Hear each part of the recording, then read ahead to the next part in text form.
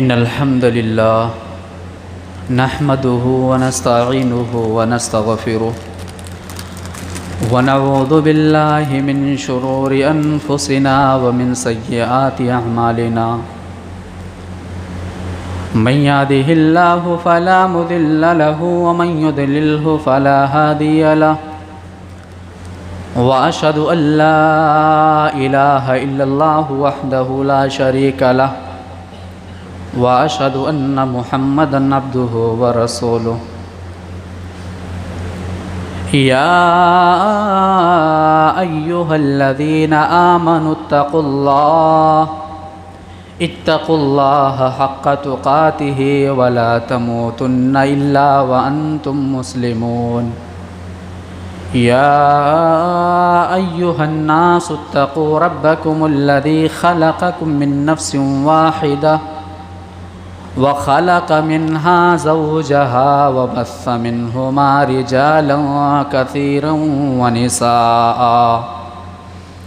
واتقوا الله الذي تساءلون به والأرحام إن الله كان عليكم رقيبا يا أيها الذين آمنوا اتقوا الله وقولوا قولا سديدا يصلح لكم أعمالكم ويغفر لكم ذنوبكم ومن يطع الله ورسوله فقد فاز فوزا عظيما أما بعد فإن خير الحديث كتاب الله وخير الهدي هدي محمد صلى الله عليه وسلم وشر الأمور محدثاتها وكل محدثة بدعة وكل بدعة ضلالة وكل ضلالة في النار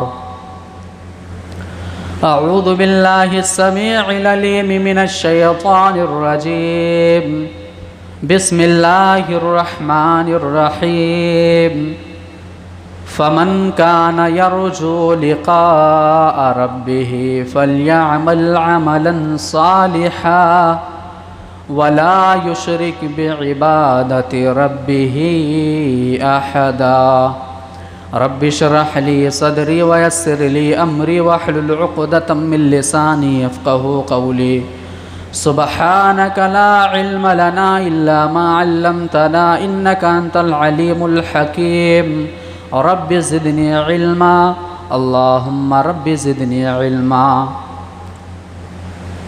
سب سے پہلے تمام قسم کی تعریفات، توصیفات، کبریائی، بڑائی، بزرگی، حمد و ثنا اس وحدہ لا شریک خالق کائنات مالک ارض و سما کے لیے لائق و سزاوار ہے، جس نے ہم تمام لوگوں کو اس کائنات کے اندر پیدا کیا، یوں ہی لاچار بے بس نہیں چھوڑا، بلکہ ہم تمام لوگوں کو بہت سارے انعام و احسان سے نوازا، اور سب سے بڑی نعمت ہمیں یہ دی کہ اللہ رب العالمین نے ہمیں ایمان والا بنایا۔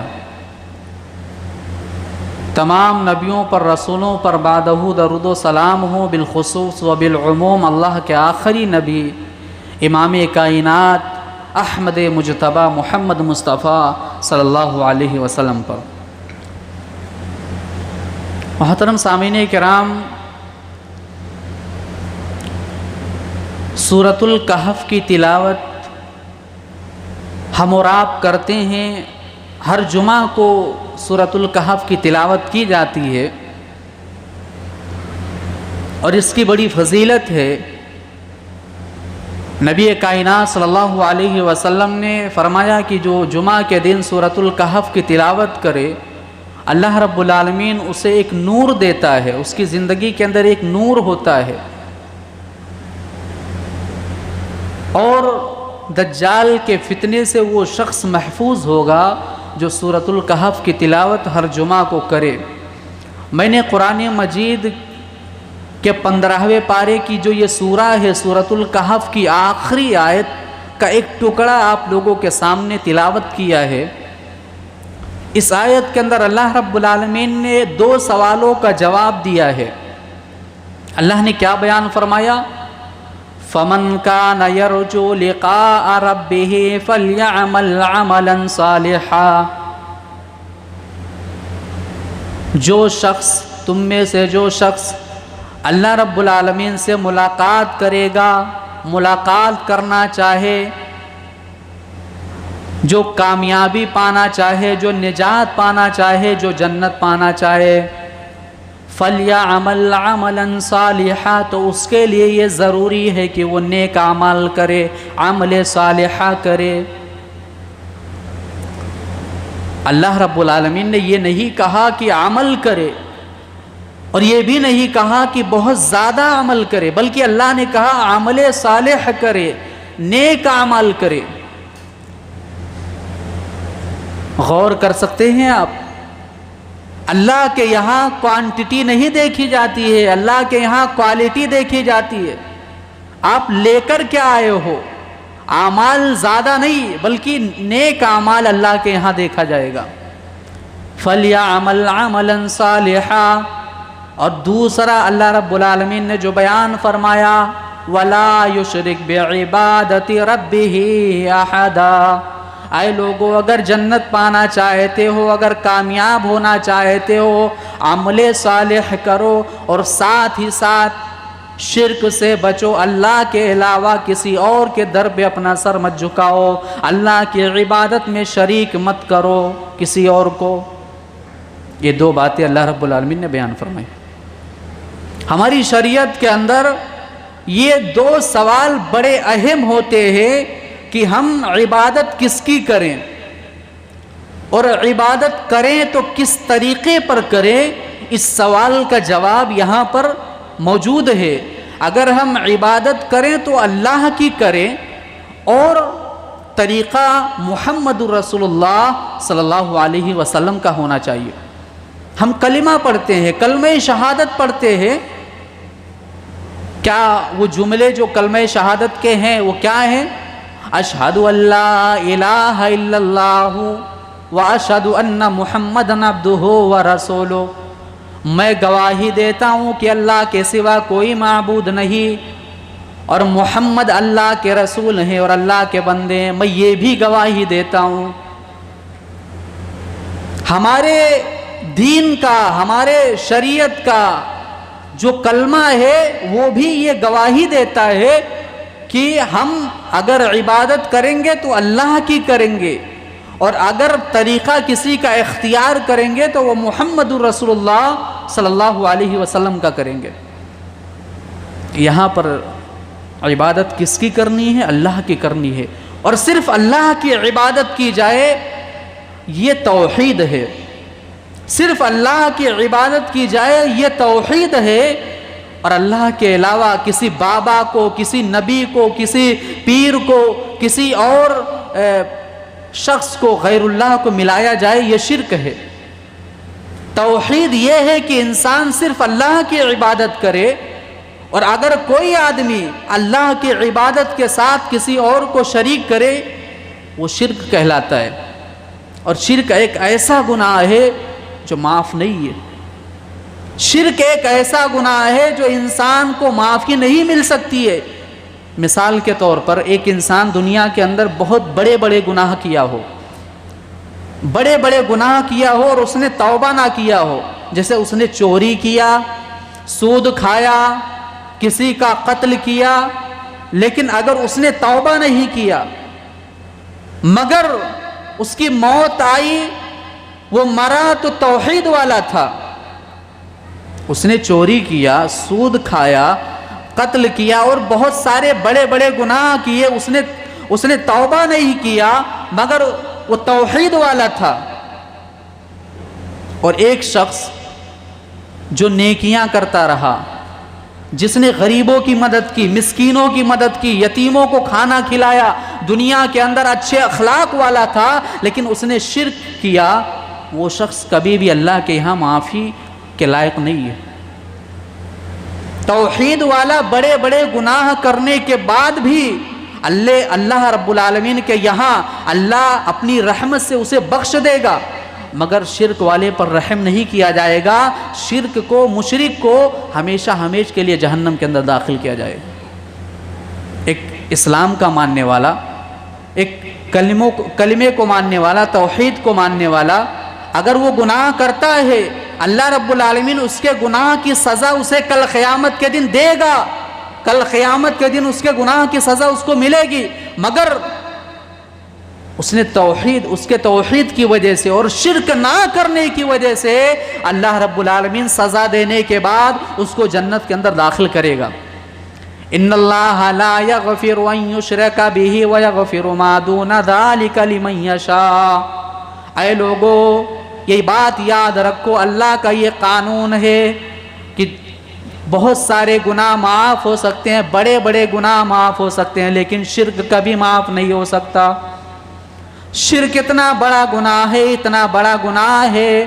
انہ من یشرک باللہ فقد حرم اللہ علیہ الجنہ ومأواہ النار.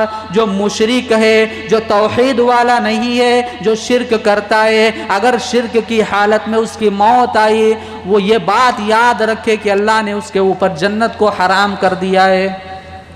جنت اسے کبھی بھی نہیں مل سکتی، وہ جہنم کے اندر جائے گا. شرک ایک ایسا گناہ ہے کہ ہم کسی مشرک کے لیے دعا بھی نہیں کر سکتے، مغفرت کی دعا بھی نہیں کر سکتے ہیں. مثال کے طور پر آپ کے کسی رشتہ دار میں کوئی توحید کو نہ ماننے والا، شرک کرنے والا موجود ہے، اس کے لیے اللہ نے یہ اجازت نہیں دی ہے کہ آپ مسلمان ہیں اور اپنے اس رشتہ دار کے لیے مغفرت کی دعا کر سکتے ہیں. پیارے نبی صلی اللہ علیہ وسلم کے چچا، سگے چچا ابو طالب کا آخری وقت ہے، مرض الموت میں داخل ہیں، آخری وقت ہے. اللہ کے نبی ان کے سرہانے پر بیٹھے ہوئے ہیں، سرہانے پر بیٹھے ہوئے ہیں، اور اللہ کے نبی کہہ رہے ہیں اے میرے چچا ابو طالب، میرے کان میں صرف یہ کہہ دو کہ اللہ کے سوا کوئی معبود نہیں. اے میرے چچا کلمہ توحید میرے کان میں کہہ دو. میری یہ ذمہ داری ہے، میں کل قیامت کے دن اللہ کے حضور جاؤں گا اور کہوں گا اے اللہ میرے چچا کو بخش دے، میں اللہ کے سامنے تمہاری سفارش کروں گا. اے میرے چچا صرف میرے کان میں تم کہہ دو، اللہ کی توحید کا نغمہ سنا دو. ابو جہل بھی سامنے بیٹھا ہوا ہے. ابو جہل کیا کہہ رہا ہے؟ اے ابو طالب تم اپنے باپ دادا کے دین سے پھرو گے. اے ابو طالب کیا تم اپنے آخری وقت میں بھی اپنے باپ دادا کے دین سے پھر جاؤ گے؟ یہ جواب تھا ابو جہل کا. اور آج ہمارے سماج اور معاشرے کے اندر یہی حال ہے. بہت سارے لوگ ان کے یہاں دیکھو کوئی رسم ہے، کوئی رواج ہے، کوئی خرافات ہے، جواب کیا آتا ہے؟ ان کے سامنے شریعت پیش کرو، قرآن و حدیث کی باتیں پیش کرو، جواب کیا ہوتا ہے؟ ہمارے باپ دادا نے ایسے ہی کیا ہے، ہم بھی ایسے ہی کریں گے. ہمارے باپ دادا نے ایسا ہی کیا ہے، ہم اپنے باپ دادا کے نقش قدم پر چل رہے ہیں. بعض لوگوں کے یہاں یہ رواج ہے کہ وہ درگاہوں پر جاتے ہیں، وہ مزاروں پر جا کر کے اپنے ماتھے کو ٹیکتے ہیں. جواب کیا ہوتا ہے؟ ہمارے باپ دادا کرتے آئے ہیں، ہم بھی وہی کریں گے، وہی راستہ اختیار کریں. تو یہ جو جواب ہے نا، یہ آج سے 1450 سال پہلے ابو جہل نے یہ کہا تھا اے ابو طالب تم اپنے باپ دادا کے دین سے پھر جاؤ گے.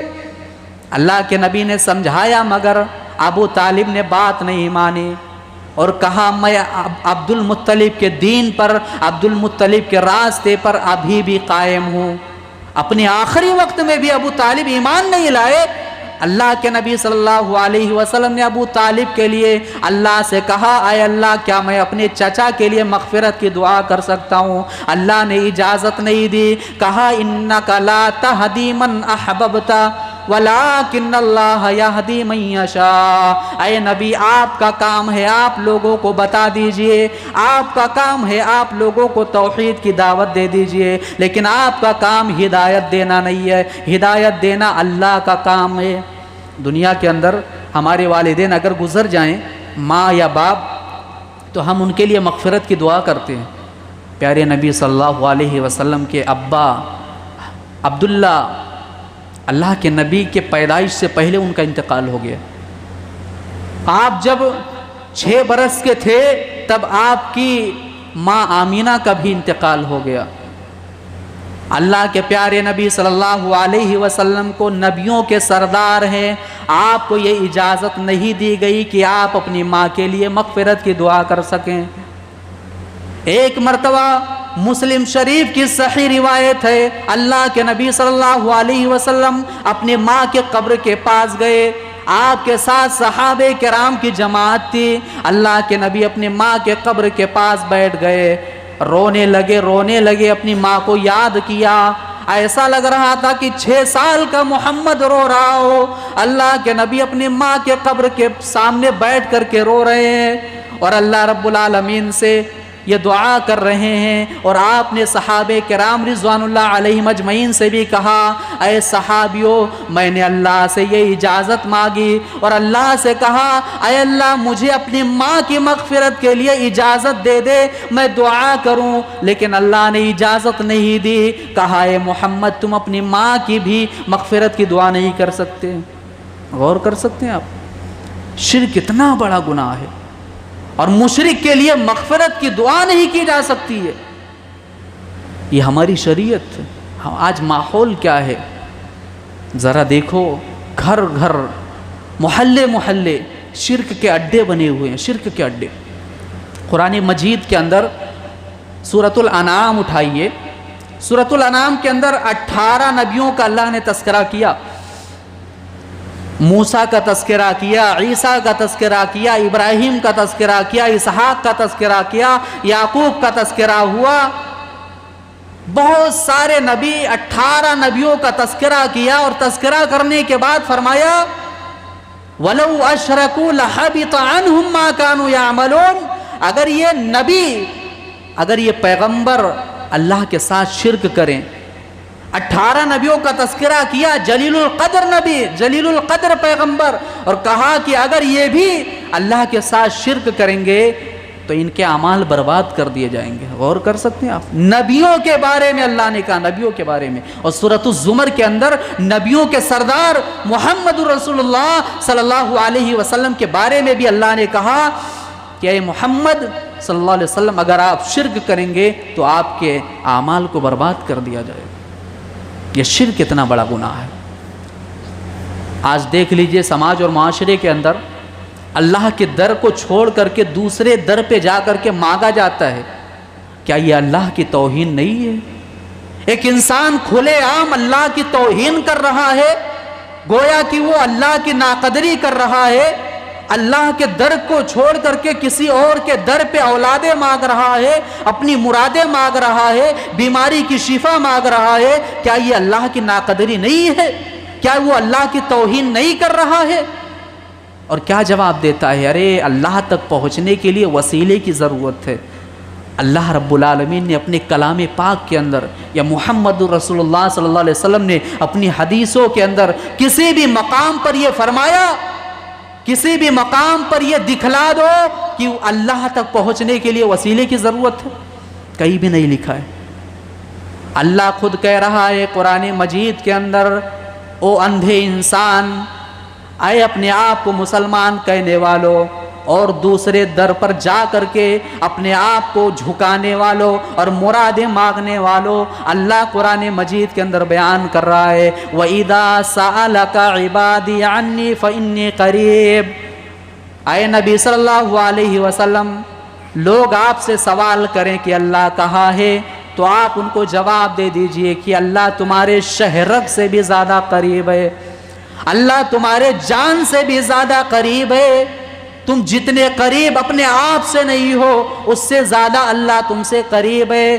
اجیب دعوت الداعی اذا دعانی فلیستجیبوا لی وليؤمنوا بی لعلہم یرشدون۔ اللہ بیان کر رہا ہے، او بیمار میں مبتلا لوگو، اے مسائلوں میں گھرے ہوئے لوگو، اے دنیا کے اندر مشکل میں گھرے ہوئے لوگو، پریشانیوں میں گھرے ہوئے لوگو، آؤ اللہ کے سامنے اپنے سر کو جھکاؤ، اللہ سے مانگو۔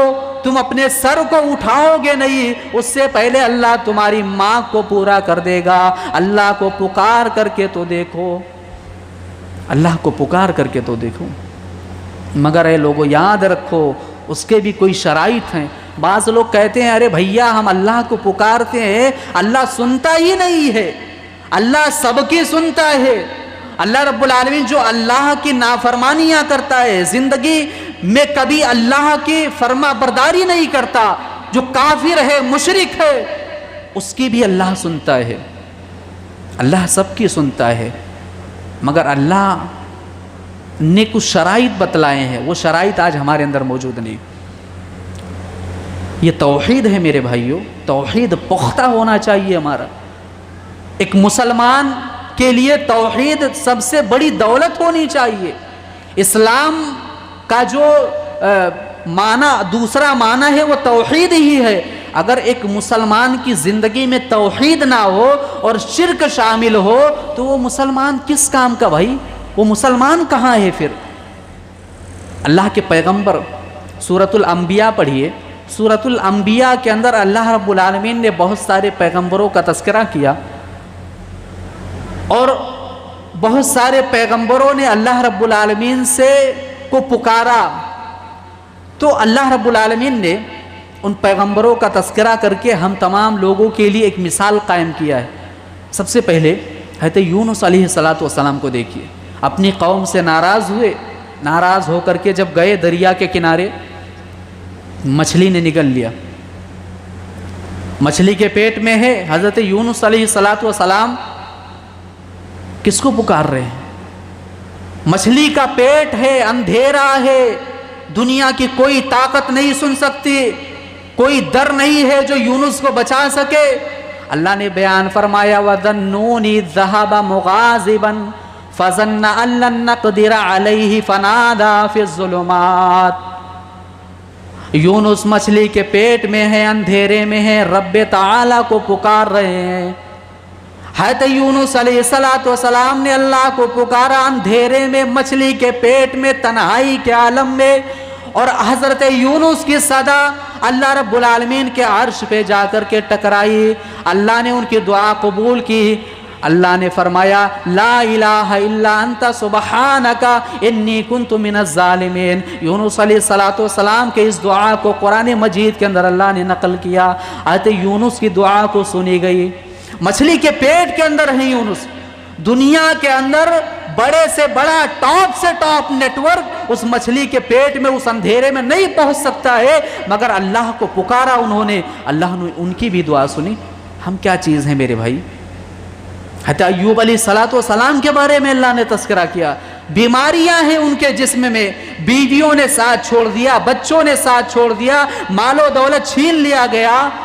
وَأَيُّوبَ إِذْ نَادَىٰ رَبَّهُ أَنِّي مَسَّنِيَ الضُّرُّ وَأَنْتَ أَرْحَمُ الرَّاحِمِينَ. کون سا در تھا، کون سا در تھا حضرت ایوب علیہ السلام کا؟ بیماری اس طریقے سے ہے جسم کے اندر کیڑے پڑ گئے ہیں، پھوڑے پھونسی نکلے ہوئے ہیں. دنیا کے بڑے بڑے حکیموں نے لا علاج کہا اس کا کوئی علاج نہیں، لیکن ایک در ہے جو تمام چیزوں کا علاج جانتا ہے، وہ اللہ کا در ہے. حضرت ایوب علیہ السلام نے اللہ کے در کو اختیار کیا. اللہ نے ان کے جسم کی ساری بیماریاں دور کر دی اور ان کو جو نعمتیں پہلے تھی وہ لوٹا دیا. یہ ہے میرے بھائی توحید، یہی ہے. ہم یہ سوچتے ہیں کہ توحید یہ ہے، ہمارا عقیدہ کیا ہے؟ اللہ کو جاننے کا مطلب یہ ہے کہ مسجد کے اندر آؤ، نماز پڑھ لو، اللہ اللہ کر لو، مسجد کے اندر اللہ موجود ہے، سجدے کر لو، ماتھے کے اندر نشان پڑ جائے، بس یہی ہے. اور چاہے بینک کے اندر سود کھاؤ، چاہے حلال اور حرام کی تمیز نہ کرو، چاہے دنیا کے اندر کسی بھی در پہ جا کر کے اپنے ماتھے کو ٹیکو، جھکاؤ سر کو، یہ آج ہمارا عقیدہ ہے.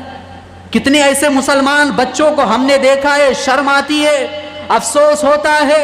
مسلمان بچہ ہے، اس کے گلے میں تعویذ لٹک رہا ہے، اس کے ہاتھ میں دھاگے لٹک رہے ہیں، اس کے پیر میں دھاگا ہے. کیا ہے یہ؟ پوچھو تو جواب ملتا ہے ارے بیماری تھی، دوا لائے نہیں ٹھیک ہوا، ہاسپٹل میں گئے، فلاں مولوی صاحب کے یہاں گئے تھے، مولوی صاحب نے یہ تعویذ دیا ہے. اور 99% گارنٹی دے رہا ہوں، 99% ایسے تعویذ ہے جو ہم گلے میں پہنتے ہیں میرے بھائی، اس میں کیا لکھا ہوتا ہے جانتے ہو؟ کھول کر کے کبھی دیکھنا، حامان، فرعون، ابلیس، شیطان، یہ ساری چیزیں لکھی ہوتی ہے 786۔ کیا ان چیزوں سے ہماری بیماریاں ٹھیک ہوں گی؟ یہ ایک مسلمان کا عقیدہ ہے۔ آج ایک مسلمان کا ایمان اتنا کمزور ہو چکا ہے کہ وہ لال دھاگے، پیلے دھاگے، کالے دھاگے، ایک معمولی سے دھاگے پر بھروسہ کرے۔ کیا وہ اللہ پر بھروسہ نہیں کرتا ہے؟ کیا اس کا یہ ایمان نہیں ہے کہ بیماریاں دینے والا اللہ ہے اور شفا دینے والا بھی اللہ ہے؟ اور جس چیز کے لیے شریعت نے منع کیا وہ چیز ایک مسلمان اختیار کر رہا ہے، اور یہ تعویذ پہننا اس کو معمولی سمجھ رہا ہے۔ شرک ہے، شرک۔ پیارے نبی صلی اللہ علیہ وسلم نے صاف طور پر من علق تمیمۃ فقد اشرک، جس نے تعویذ پہنا، گنڈا لٹکایا، اس نے شرک کیا۔ ایک مسلمان کے گھر میں بھی شرک کا کام ہو رہا ہے کیا یہ؟ اور پھر کیا کہتے ہیں؟ کہتے ہیں ارے ہمارے اوپر ظالم حکمران مسلط ہیں، ہمارے اوپر ظلم ہو رہا ہے، یہ ہو رہا ہے، اور اللہ ہماری سنتا ہی نہیں ہے۔ کیسے سنے گا میرے بھائی جب ہمارے زندگی کے اندر شرک بھرے پڑے؟ اپنے آپ کو موحد بناؤ، توحید والا بناؤ، شرک سے بچو۔ یہ ایک مسلمان کا کام ہونا چاہیے۔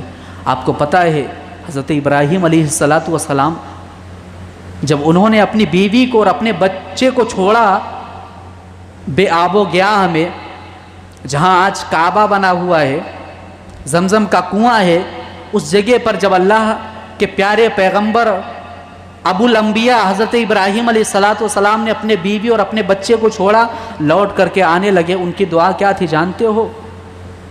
رب اجعل ھذا البلد آمنا، اے اللہ اس شہر کو امن والا بنا دے، سلامتی والا بنا دے۔ ابراہیم علیہ السلام دوسری دعا کر رہے ہیں، وَجُنُبْنِي وَبَنِيَّ أَن نَّعْبُدَ الْأَصْنَامَ، اے اللہ میری اولاد کو شرک سے بچانا، بتوں کی پوجا کرنے سے بچانا، توحید والا بنانا۔ اے مسلمانوں، آج تمہارے گھروں میں تمہارے بچے کیا کر رہے ہیں؟ کہاں کس راستے پر جا رہے ہیں؟ کون سی چیز کھا رہے ہیں؟ کون سے در پہ اپنے سر کو جھکا رہے ہیں؟ کون سی قسم کھا رہے ہیں؟ اور کون سی چیزیں اپنے جسم پر لٹکا رہے ہیں؟ کبھی تم نے غور کیا؟ ابو الانبیاء حضرت ابراہیم علیہ السلام اپنی نسل کی، اپنی اولاد کی، اپنی ذریت کی فکر کر رہے ہیں اور کہہ رہے ہیں اللہ ان کو شرک سے بچانا، توحید والا بنانا۔ ابراہیم علیہ السلام اس کی فکر کر رہے ہیں۔ اور آج ہمارے سماج اور معاشرے کے اندر خاص طور سے ہم نے عورتوں کو دیکھا ہے، عورتوں میں یہ چیز بڑی پائی جاتی ہے۔ مرد حضرات تو دور ہیں، مگر عورتوں میں یہ چیز بڑی پائی جاتی ہے کہ وہ کسی مولوی کے پاس جا کر کے تعویذ پہن لیتی ہیں، لٹکا لیتی ہیں، یہ ان کا کام ہوتا ہے۔ تو یہ عورتوں میں شرک سب سے زیادہ پایا جاتا ہے۔ اللہ پر بھروسہ نہیں رہا میرے بھائیوں، اللہ پر اعتماد نہیں رہا میرے بھائیوں۔ کیا سمیہ رضی اللہ تعالی عنہا کا واقعہ ایک مسلمان عورت نہیں سنتی ہے، نہیں جانتی ہے؟ جو مسلمان عورتیں آج شرک کے راستے پر جا رہی ہیں، توحید کو معمولی سمجھ رہی ہے، اسی لا الہ الا اللہ کلمے کے لیے ابو جہل نے سمیہ کو باندھ دیا، ایک کھمبے میں باندھ دیا سمیہ کو، ان کے شوہر کو ان کے سامنے باندھا، ان کے بیٹے کو ان کے سامنے باندھا۔ سمیہ سے کہا اے سمیہ محمد کے دین کو چھوڑ دو، اے سمیہ تم اللہ کے دین کو چھوڑ دو، نہیں تو تمہارے بچے اور تمہارے باپ، تمہارے شوہر کے سامنے ہم تمہیں ننگا کر دیں گے۔ کون ہے یہ؟ بوڑھی خاتون ہے۔ ایمان کتنا مضبوط تھا، توحید آج ہمارے لیے کوئی اہمیت نہیں رکھتی، یہ لا الہ الا اللہ کو ہم بڑا معمولی سمجھتے ہیں۔ سمیہ رضی اللہ تعالی عنہا ننگا ہونا پسند کر لیا انہوں نے، مگر اپنے آپ کو، اپنے توحید کو، اپنے ایمان کا سودا نہیں کیا، کمپرومائز نہیں کیا، ننگا کر دیا گیا ہے۔ حضرت سمیہ رضی اللہ تعالی عنہا کو 2 اونٹوں کے ٹانگوں میں باندھ دیا گیا، ان کے پیروں کو शर्मगाह पर नेज़ा मारा अबू जहल ने और कहा, अय सुमैया पलटा, अय सुमैया मोहम्मद के दीन को छोड़ दे। बुढ़िया खातून ने जवाब दिया, नेज़े की तकलीफ को सहने के बावजूद भी सुमैया का जवाब यह था, अय अबू जहल जिस्म के बोटियां बोटियां कर दे, अय अबू जहल जिस्म के टुकड़े टुकड़े कर दे, मगर हम तौहीद को नहीं छोड़ सकते, हम मोहम्मद के दीन को नहीं छोड़ सकते। अबू जहल ने नेज़ा मारा, फिर कहा, अय सुमैया पलटा, मोहम्मद के दीन को छोड़ दे। आए लोगों, क्या कभी तौहीद के लिए, क्या कभी इस्लाम के लिए हमने कोई तकलीफ सही है? तौहीद की अहमियत क्या है? अल्लाह के कलमे की अहमियत क्या है? ज़रा बुढ़िया खातून सुमैया से पूछो, अरे सुमैया तेरा ईमान कितना मजबूत था? अबू जहल ने नेज़ा मारा, जिस्म के 2 टुकड़े हो गए।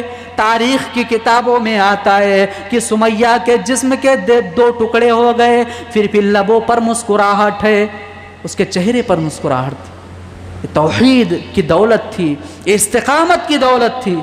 आज हम कहाँ जा रहे हैं मेरे भाइयों, कहाँ जा रहे हैं, किस रास्ते पर जा रहे हैं? तौहीद को अपनाओ, तौहीद को अपनाओ। और इस्लाम तौहीद का नाम है, तौहीद इस्लाम है। अगर एक मुसलमान के घर में शिर्क पाया जाता है तो फिर इससे बड़े अफसोस की बात कुछ और नहीं हो सकती है। आज हम ये समझते हैं कि ला इलाहा इल्लल्लाह पढ़ लो, उसके बाद हम मुसलमान हैं, इस्लाम वाले हैं। हमारा अकीदा दुरुस्त नहीं है, हमारी सोच गलत है, हमारी सोच गलत है।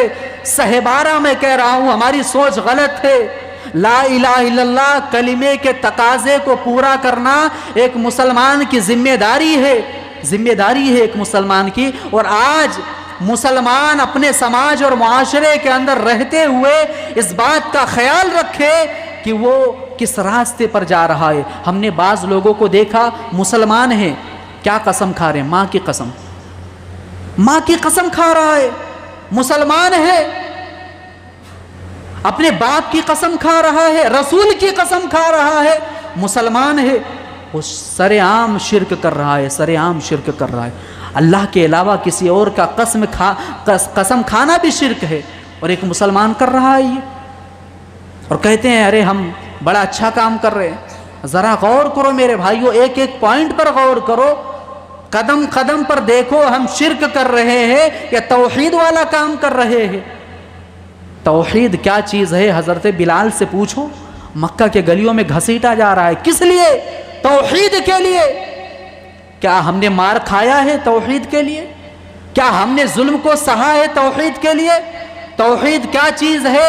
हज़रत खुबैब से पूछो, सिर्फ कहा गया था, अय खुबैब, नेज़े की नोक पर उनको सूली पर लटका दिया गया है, और लटकाने के बाद उनके सीने पर नेज़े के नोक को रख दिया गया है, और खुबैब को कहा जा रहा है, अय खुबैब सिर्फ ये कह दो कि अय काश मेरी जगह मोहम्मद होते। अपनी जान बचाने के लिए आज का मुसलमान कह देता कि हाँ, लेकिन खुबैब तेरा ईमान कितना मजबूत था। अय खुबैब, अय नबी के सहाबी, तुम्हारा ईमान कितना मजबूत था। नेज़े के नोक पर भी कहा नहीं, मैं ये गवारा नहीं करता कि नबी के पैर में एक कांटा भी चुभे। तौहीद क्या चीज़ है? हज़रत खब्बाब बिन अर्त रज़ियल्लाहु ताला अन्हु से पूछिए। पीठ को जला दिया गया, आग के अंदर लेटा दिया गया है हज़रत खब्बाब रज़ियल्लाहु ताला अन्हु को। उनकी चमड़ियाँ जल गई, पीठ जल गया, मगर उनके सीने के अंदर जो ईमान था वो नहीं जला, जो तौहीद था वो नहीं जला। तौहीद क्या चीज़ है मेरे भाइयों? हज़रत मुसाब इब्न उमैर रज़ियल्लाहु ताला अन्हु से पूछिए। चटाइयों में लपेट दिया गया है, लपेटने के बाद उसमें धुआं डाल दिया गया है। कहा जा रहा है, अय मुसाब तौहीद को छोड़ दो, अय मुसाब मोहम्मद के दीन को छोड़ दो। लकड़ी जलाने के बाद लकड़ी के धुएं के सामने खड़े नहीं हो सकते हो, इतना तेज आंख में लगती है, इतनी तकलीफ होती है। लेकिन हज़रत मुसाब इब्न उमैर रज़ियल्लाहु ताला अन्हु नौजवान है मेरे भाई, नौजवान है, चटाइयों में लपेट कर धुआं दिया जा रहा है, मगर ईमान के अंदर, तौहीद के अंदर कोई भी परेशानी नहीं आ रही। ये तौहीद की दौलत, یہ توحید ہی وہ چیز ہے جس کے لیے پیارے پیغمبر صلی اللہ علیہ وسلم نے طائف کی گلیوں میں پتھر کھائے. یہ توحید ہی وہ چیز ہے جس کے لیے پیارے پیغمبر صلی اللہ علیہ وسلم اکاس کے میلے میں بے ہوش کر دیے گئے. یہ توحید ہی وہ چیز تھی جس کے لیے پیارے نبی صلی اللہ علیہ وسلم نماز پڑھ رہے ہیں اور آپ سجدے کی حالت میں ہے, آپ کے پیٹھ پر لا کر کے اونٹ کا اوجھڑی ڈال دیا گیا ہے. یہ توحید ہی وہ چیز ہے جس کے لیے صحابہ کرام رضوان اللہ علیہم اجمعین کو اور صحابہ کرام کو 3 سال کے لیے بائیکاٹ کر دیا گیا. یہ واقعہ آپ نے سنا ہے؟ صحابہ کرام کو اور نبی صلی اللہ علیہ وسلم کو 3 سال کے لیے مکہ سے بائیکاٹ کر دیا گیا تھا. شیب ابی طالب یعنی ابو طالب کی جو گھاٹی تھی اس کے اندر ڈال دیا گیا. نہ ان سے کوئی چیز خریدا جاتا تھا, نہ ان کو کوئی چیز دیا جاتا تھا, نہ ان سے کوئی بات کر سکتا تھا. سماج اور معاشرے سے بائیکاٹ کر دیا گیا تھا. پیڑ کے پتیاں کھاتے تھے, پانی میں ڈال کر کے چوس کر کھاتے تھے, مگر انہوں نے توحید سے سمجھوتا نہیں کیا. یہ توحید ہے. اور آج کا مسلمان 1000 دے دو, 2000 دے دو, شرک کرنے کے لیے تیار ہے. ہم نے دیکھا ہے درگاہوں پر, مزاروں پر کھلے عام شرک ہو رہا ہے. کھلے عام ان کے سامنے اپنی مشکل کشائی پیش کی جا رہی ہے اور ان سے مانگا جا رہا ہے. ہم نے دیکھا اپنے آنکھوں سے, ہماری آنکھوں نے دیکھا ہے. میں گلبرگے میں تھا, گلبرگے میں ایک درگاہ بہت مشہور ہے, ایک مزار بہت مشہور ہے. وہاں پر جب میں گیا تو میں نے دیکھا درگاہوں پر جو اپنے ماتھے کو ٹیکے ہوئے ہیں اور مانگ رہے ہیں, ان سے مانگ رہے ہیں باقاعدہ, اور مانگ رہے ہیں. اور اوپر سے جب ان درگاہوں سے وہ واپس ہو رہے ہیں, یعنی ان قبروں کے سامنے اپنا پیٹھ بھی نہیں کر رہے ہیں, الٹا چل کر کے آ رہے ہیں. یہ حال ہے آج کے مسلمانوں کو. گاؤں شہر ہر جگہ دیکھ لو یہ شرک کے اڈے بنے ہوئے ہیں. کون سے مسلمان ہیں میرے بھائی؟ ہم کون سے مسلمان ہیں؟ کوئی دلیل تو لاؤ, پیش کرو. کہاں لکھا ہے کہ اللہ تک پہنچنے کے لیے کسی اور کی ضرورت پڑتی؟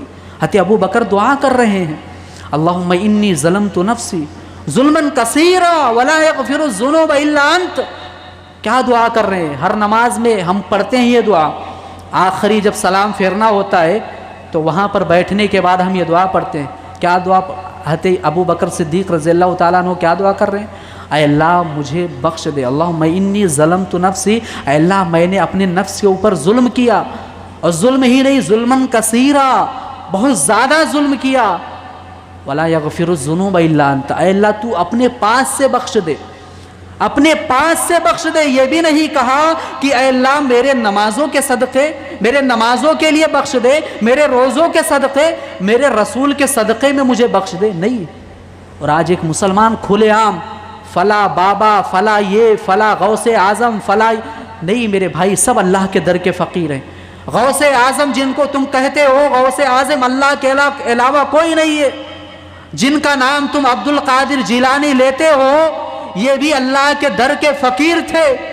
معین الدین چشتی جن کے سامنے تم جا کر کے جن کا نام لے کر کے مانگتے ہو, یہ بھی اللہ کے در کے فقیر تھے. نظام الدین اولیاء جن کے آگے تم اپنا سر جھکاتے ہو, جو قبر میں لیٹے ہوئے ہیں, وہ بھی اللہ کے در کے فقیر تھے, وہ بھی اللہ کے محتاج تھے. اللہ رب العالمین نے کہا قرآن مجید کے اندر, ایک آخری بات بیان کر کے اپنی بات کو ختم کرتا ہوں, والذین تدعون من دونہ ما یملکون من قطمیر. شرک کا خاتمہ کر دیا اللہ نے. کہا کہ والذین تدعون من دونہ ما یملکون من قطمیر, اللہ کے علاوہ تم جن لوگوں کو پکارتے ہو, کھجور کے اندر ایک بیج ہوتا ہے, اس بیج کے اوپر ایک چھلکا لگا ہوتا ہے, وائٹ چھلکا, اس چھلکے کے بھی مالک نہیں ہے.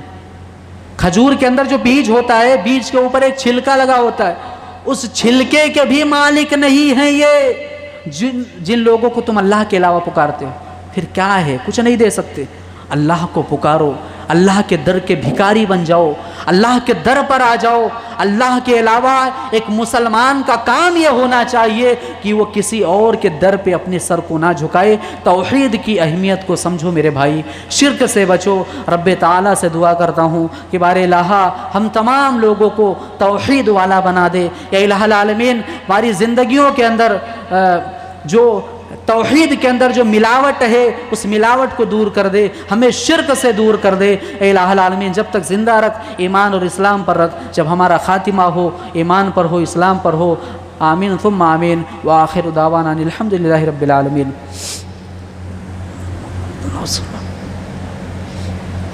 ان الحمد للہ نحمده ونستعینه ونستغفره ونعوذ باللہ من شرور انفسنا ومن سیئات اعمالنا، من يهده الله فلا مضل له ومن يضلل فلا هادي له، واشهد ان لا الہ الا اللہ وحدہ لا شریک لہ، واشهد ان محمدا عبدہ ورسولہ۔ اما بعد فان خیر الحدیث کتاب اللہ، وخیر الہدی ہدی محمد صلی اللہ علیہ وسلم، وشر الامور محدثاتها وکل محدثۃ بدعہ وکل بدعۃ ضلالہ وکل ضلالۃ فی النار۔ اعوذ باللہ من الشیطان الرجیم، بسم اللہ الرحمن الرحیم۔ ان اللہ وملائکتہ یصلون علی النبی یا ایھا الذین آمنوا صلوا علیہ وسلموا تسلیما۔ اللہم صل علی محمد وعلی آل محمد کما صلیت علی ابراہیم وعلی آل ابراہیم انک حمید مجید۔ اللہم بارک علی محمد وعلی آل محمد کما بارکت علی ابراہیم وعلی آل ابراہیم انک حمید مجید۔ عباد اللہ یرحمکم اللہ، ان اللہ یامر بالعدل والاحسان وایتاء ذی القربى وینہی عن الفحشاء والمنکر والبغی یعظکم لعلکم تذکرون، ولذکر اللہ اکبر واللہ یعلم ما تصنعون۔